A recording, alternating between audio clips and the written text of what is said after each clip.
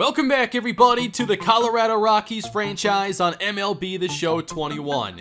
From the beginning of this series, we've talked about the possibility of trading star shortstop Trevor Story. And today, it's finally time to make that happen. The Rockies have been easily the worst team in baseball. Trevor Story is close to turning 29, and this team is a very long way from competing for division championships or even thinking about the World Series. Last episode, I talked about some potential trades to teams that I thought would be interesting, really trying to target starting pitching. I talked about the Minnesota Twins and maybe getting their best pitching prospect, Jordan Valazovic.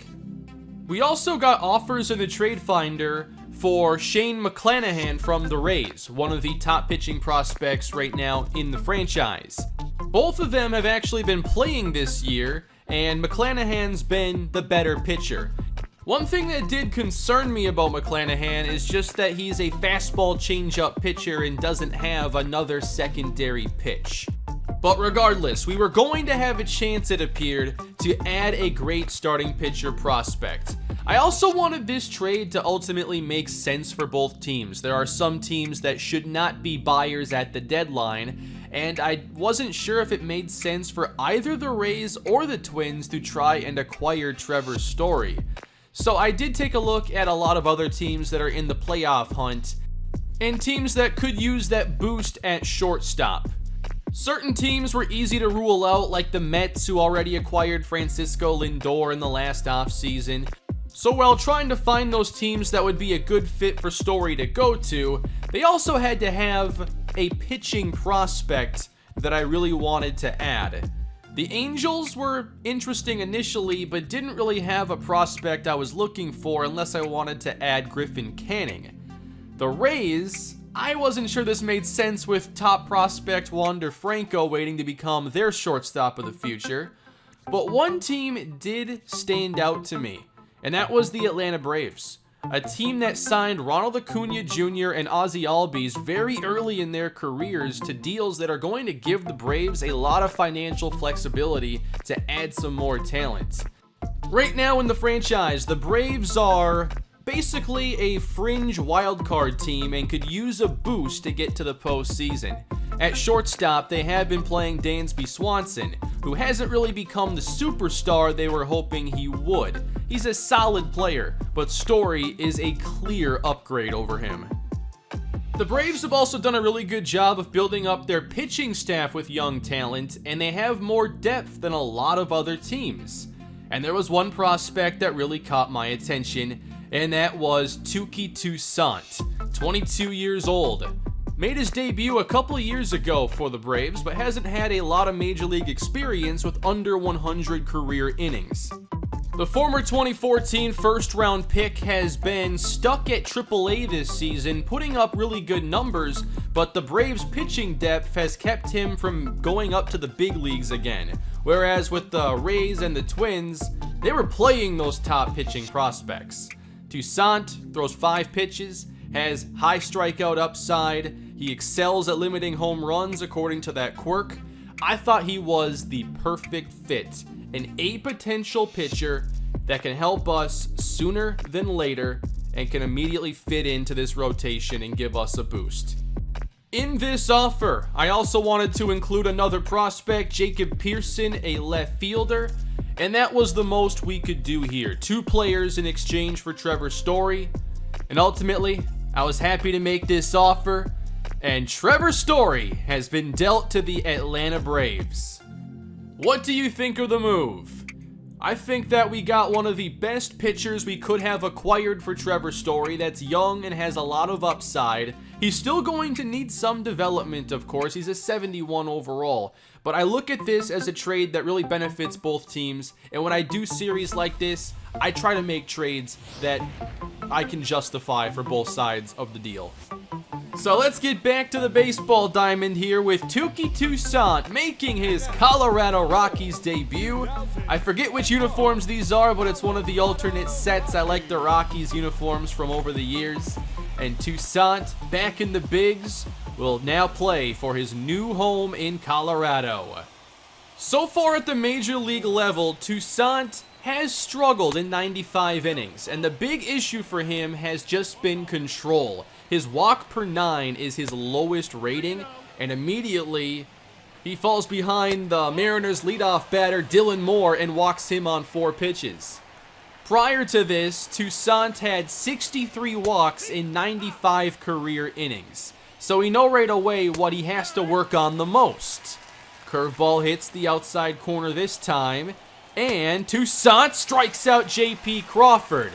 He does get a lot of walks, but he also gets a lot of strikeouts, 107 in those 95 career innings. Kyle Lewis falls behind 0-2 and connects deep to center, and that one is going to leave. Hopefully, we see that Toussaint can limit the home runs for the most part and get strikeouts in the process, but he gives up a home run here in his first inning with the Rockies. Home runs were a bit of an issue for him in the shortened 2020 season when he allowed 7 in 24 innings. And now walks Kyle Seager, second walk of the inning. Thankfully, a weak pop-up here that can get us out number 2. And then Evan White 2-0. He's going the other way, and Charlie Blackmon will go back to the warning track and make the catch. A tough first inning for Tooky Toussaint, but we know this is still going to take some time. We're up against Justice Sheffield today, and his brother Jordan is in our organization down in the minor leagues now, as Garrett Hampson strikes out. Great pitch on the outside corner. Next up, it's Josh Fuentes, and this is going out to center. Hit hard, and it will get out of here. A solo homer, and Fuentes puts the Rockies on the board. 11th of the season. With Story now in Atlanta, Ryan McMahon becomes the new 3-hitter for us, with him healthy again, playing every day at second base. We have not traded CJ Cron. I'm actually kind of interested in maybe bringing him back for next season, but he grounds into a double play here. We only get the 1 in the first. Tooky Toussaint looking to have a better second inning after that first one took 24 pitches. And the second inning begins the same way with a 4-pitch walk to Taylor Trammell. Then the pitcher, Justice Sheffield, on the ground to Brendan Rodgers, and his first play taking over for Trevor Story. The first ball hit to him, he commits an error on. An easy routine play, just a weak ground ball. I expect his defense to be fine. Story was very reliable there, but Rodgers, now the everyday shortstop, he commits an error. Dylan Moore, foul tip on the curveball. Good location from Toussaint. Count works full, and eventually he gets him on the splitter. Second strikeout for Toussaint. That brings up J.P. Crawford. And this is fly to left center, and Hampson is there to make the catch. Toussaint threw 41 pitches over those first 2 innings. Let's see if Rodgers can make up for that error as he skies one into right center field. A slider left over the middle. It's an easy play in center. Inning number 3 for Tooky Toussaint. Great curveball there on the inside corner. When his control is there, he's going to be very effective. Weak grounder, easy throw to first.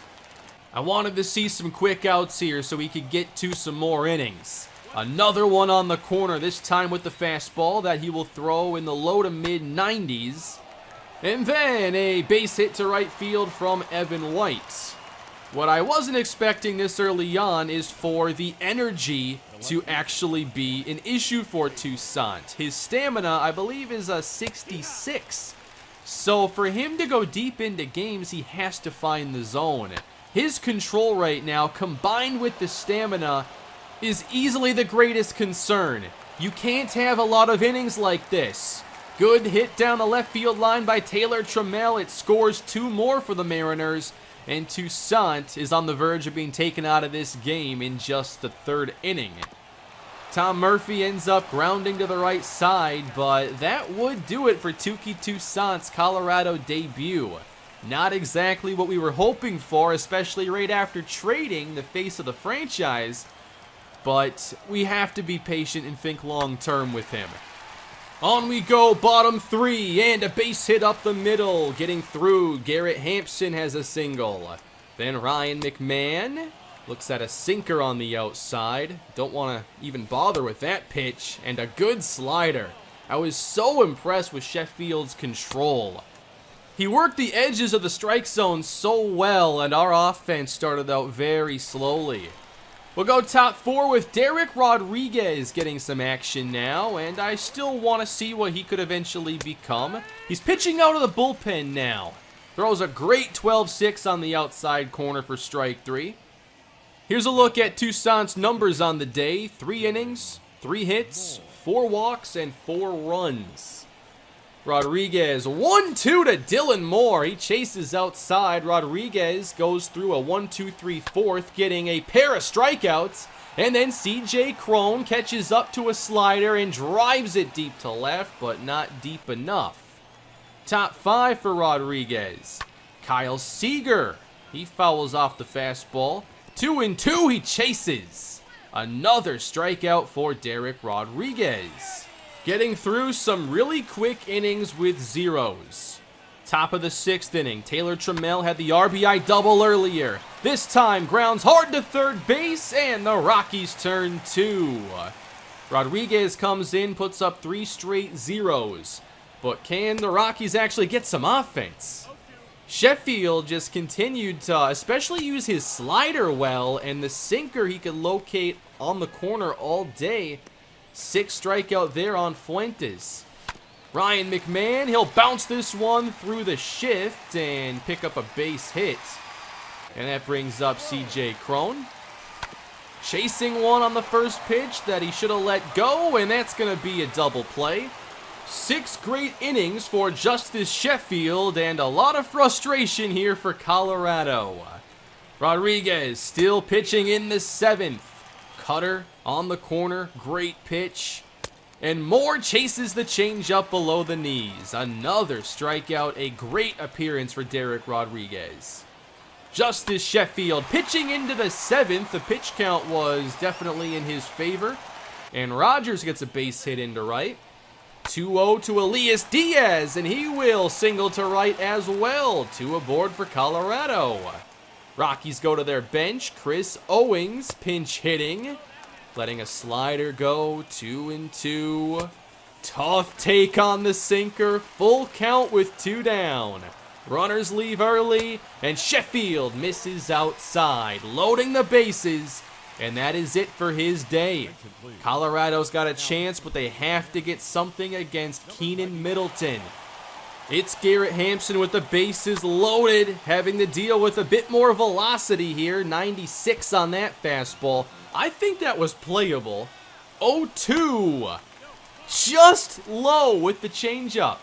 Count goes to 2-2. Hampson takes high. Bases loaded. Nowhere to put him. And here's the payoff. Pitch blown by Hampson at 99. Got every bit of his velocity on that one. Bottom of the 8th inning. Now Graveman's in, and this is Ryan McMahon into left center field. He has another hit. Charlie Blackmon next up. On the first pitch, he drives one out to right, and then he'll get out of here. Rockies make it a 1-run ball game. 17th on the year for Charlie. 4-3 Mariners. Can the Rockies pull off the comeback?